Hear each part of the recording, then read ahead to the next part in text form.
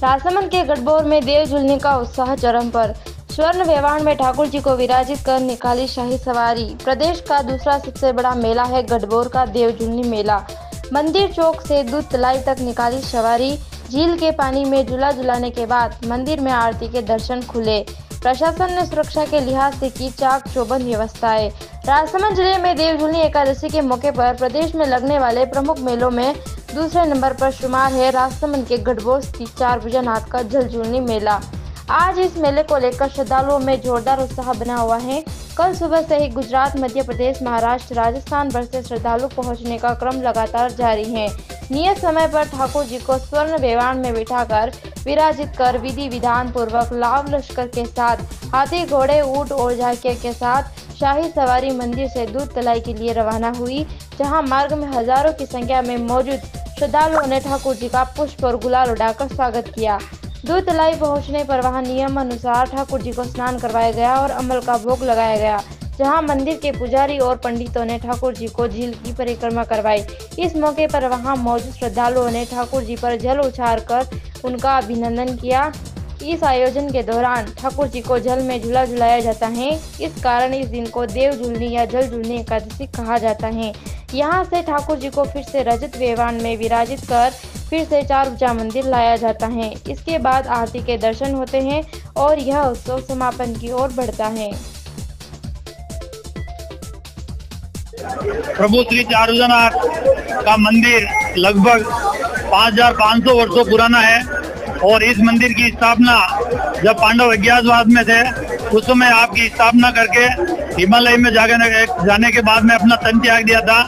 उसी दिन से, जिस दिन से पांडवों ने इस मंदिर की स्थापना की है, उसी दिन से ये जलझूलनी और फागोत्सव का मेला, साल में 2 बड़े मेले आते हैं। जलझूलनी का मेला भाद्रपद सुदी एकादशी को हमारे सभी पुजारी परिवार और बाहर से जो मध्य प्रदेश, महाराष्ट्र, गुजरात और कई राज्यों से हमारे बीच में श्रद्धालु जो कई सालों से लगभग 35, 40, 50 सालों से पैदल यात्रा के रूप में आ रहे हैं, वो ठाकुर जी के इस जलझूलनी एकादशी पर बहुत ही अच्छे भाव से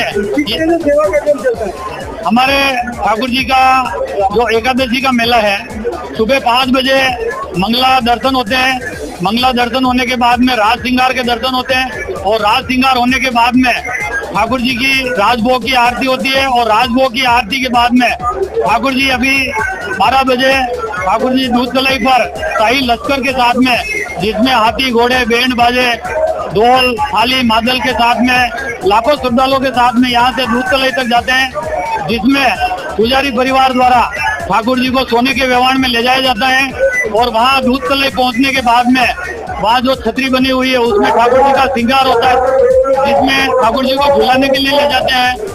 उस दरमियान में ठाकुर जी के सोने का व्यवहार और चांदी का व्यवहार एकत्रित होते हैं और जब ठाकुर जी वहाँ से झूलने के लिए दूध तलाई की 2 परिक्रमा करते हैं, 2 परिक्रमा करने के बाद में पुनः छतरी में पधारते हैं और छतरी में पधारने के बाद में जाते हुए सोने के व्यवहार में जाते हैं और आते हुए चांदी के व्यवहार में तक वापिस मंदिर में पधारेंगे।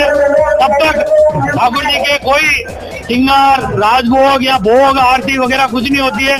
उत्थापन की जो आरती होती है वो ठाकुर जी छोटे स्वरूप गोपाल जी महाराज जो दूध तलाई पर पधारते हैं झूलने के लिए, वो जब मंदिर में पधारते हैं उसके बाद में उत्थापन की आरती लगभग 5:30, 6 बजे होती है। उसके बाद में संध्या आरती जो बड़ी आरती कहते हैं 7 बजे वो आरती होगी। उसके बाद में दर्शन बंद होंगे और दर्शन